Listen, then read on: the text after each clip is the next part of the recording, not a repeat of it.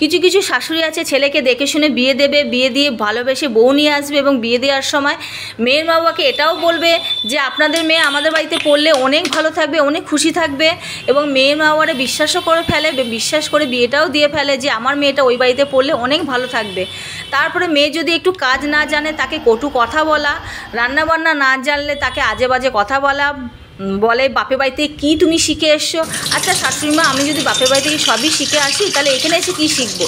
আপনি আপনার মতন করে শিখে নিন না। একটু যদি ধৈর্য সহকারে শাশুড়িরা বুঝিয়ে বলে তাহলে কিন্তু বৌমারা অনেক কথা শোনে। এত শাশুড়ি বৌমার এবং ছেলের মধ্যে বিচ্ছেদ হয় না। যুগ যুগান্তর ধরে ছেলে বৌমার সম্পর্ক অনেক ভালো থাকবে যদি একটু সংসারটাকে গুছিয়ে বলে নেওয়া যায়। এর মধ্যে যদি ছেলে প্রতিবাদ করতে আসে বলে বউ ভেরুয়া হয়ে যায়, আবার যদি ছেলে চুপ করে থাকে তাহলে বউকে পেয়েও বসে। তাহলে সংসারটাকে ঠিক রাখার জন্য শাশুড়িকে একটু ধৈর্য এবং মানিয়ে নেওয়া খুবই প্রয়োজন। তবে যুগ বদলেছে, সমাজ বদলেছে, অনেক কিছু পরিবর্তন হয়েছে, শাশুড়িরা অনেক পরিবর্তন হয়েছে, আগের মতন শাশুড়িরা আর নেই।